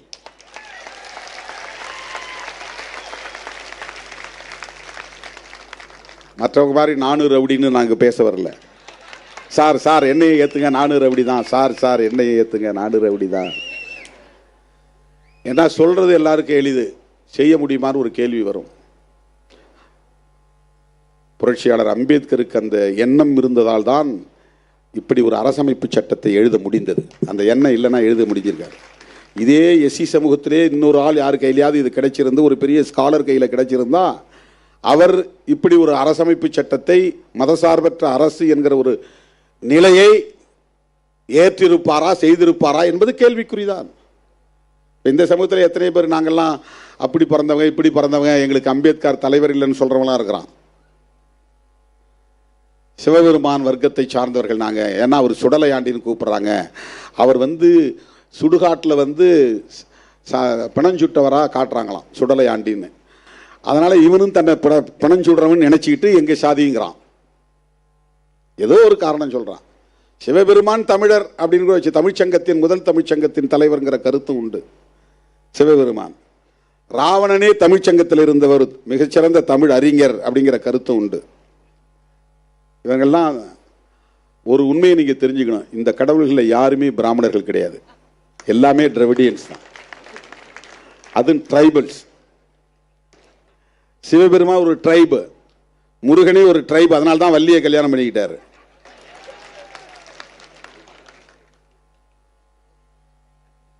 குறவர்னா குறுகி போன சமூகம்னு அர்த்தம். குறுந்தொகைங்கிறோம் இல்லையா, குறுகி போனவர்கள்னு அர்த்தம். பெரிய விரிந்த ஒரு சமூகமா, தமிழ் சமூகமா இருந்தவங்க மெல்ல மெல்ல மெல்ல மெல்ல மெல்ல அவங்க ஒரு அடையாளத்தில் குறுகி போனவங்க குறவர். அந்த சமூகத்தின் தலைவன் அப்படிங்கிறதுனால தான் குறிஞ்சி தலைவன். யாரு குறிஞ்சி தலைவன்? யாரு? முருகன் அப்படின்னா அழகன் அர்த்தம், வேற ஒன்றும் கிடையாது. முருகன்னா அழகு, முருகன் என்றால் அழகன் என்று பொருள். பிராமணர் சமூகத்திலிருந்து ஒரே ஒரு கடவுள் கூட கிடையாது. அந்த காலத்தில் வேதிக் மதத்தில் இருந்துச்சா நமக்கு தெரியல. இவங்க யாரும் வந்து கிருஷ்ணன் கூட அவங்க கடவுள்னு கிளைம் பண்ண முடியாது. பரசுராமரை தான் வந்து பிராமணர்ன்றாங்க. அவர் ஒரு ரிஷி. அவருக்கு எங்கேயும் கோயில் இருக்கிறதா நமக்கு தெரியல. பிரம்மனுக்கு கூட பெருசா எங்கேயும் கோயில் இருக்கிற மாதிரி தெரியல. சிவனுக்கு இருக்கும், திருமாலுக்கு இருக்கும், அப்புறம் முருகனுக்கு இருக்கும், விநாயகருக்கு இருக்கும். இவங்க எல்லாமே நான் பிராமின்ஸ் தான். இப்ப நம்ம அதுக்குள்ள போக வேண்டாம். அது அல்ல நம்முடைய நோக்கம். மதச்சார்பின்மை என்கிற கருத்தின் அடிப்படையில் தான் இந்திய அரசியல் கூர்மைப்பட்டு வருகிறது. நாம் எந்த பக்கம்? அப்படி பார்க்கிற போது அதிமுக இன்றைக்கு பாஜக பக்கம் நிற்பது சரியா? இது தமிழ்நாட்டு அரசியலுக்காக பேசவில்லை, திமுக அணியில் இருப்பதால் பேசவில்லை, திமுக கூட்டணியின் வெற்றிக்காக பேசவில்லை, இந்த தேசத்தின் பாதுகாப்புக்காக பேசுகிறோம். சங் பரிவார் கும்பலிடமிருந்து கருத்தியல் அடிப்படையில இடதுசாரிகள் அணிதிரண்டு இந்த தேசத்தையும் மக்களையும் காப்பாற்ற வேண்டும் என்பதற்காக பேசுகிறோம். அந்த அடிப்படையிலே வைத்திலிங்கம் அவர்களுக்கு நான் விடுக்கிற அந்த வேண்டுகோள், பாண்டிச்சேரியிலே கட்டணமில்லாத கல்வியை வழங்க நீங்கள் முன்வர வேண்டும். அது தமிழ்நாட்டிலும் ஒரு தாக்கத்தை ஏற்படுத்தும். தமிழ்நாட்டில் பின்னால் ஆரம்ப கல்வி முதல் ஆராய்ச்சி கல்வி வரை கட்டணமில்லாமல் வழங்குவதற்கு தமிழ்நாடு அரசும் முன்வர வேண்டும். இதுதான் எங்களுடைய கோரிக்கை. கோரிக்கை வைக்கக்கூடியவர்களாகவே நீண்ட காலம் இருக்க போவதில்லை. மக்கள் எங்களை ஏற்றுக்கொள்ளுகிற காலம் வரும். அதிகாரத்தை நீங்களும் எடுத்து ஆண்டு பாருங்கள் என்று சொல்லுகிற காலம் கனியும். இதெல்லாம் நம்பிக்கைக்காக நான் சொல்லவில்லை. எனக்கும் குறி சொல்ல தெரியும்.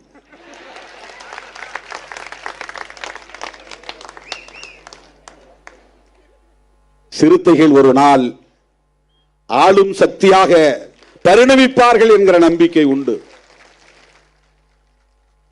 எனது அருமை தோழர்களே, என்னுடைய அழைப்பை ஏற்று இந்த நிகழ்வுக்கு வருகை தந்த உங்கள் அனைவருக்கும் நன்றி சொல்லி, வழக்கம் போல இந்த கொடையை அளிப்பவர்கள் இன்னும் சிலர் தரவில்லை, ஒரு 20-25 பேர்.